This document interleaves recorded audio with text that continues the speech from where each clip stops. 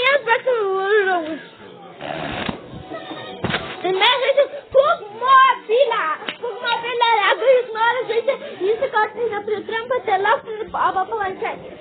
Jūsų užrašyti mobilę, jeigu nepritrampa, tai reiškia jūsų telefoną per silpni.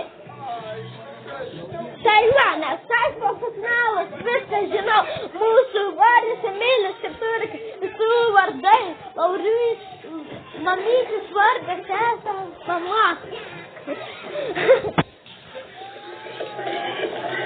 Tai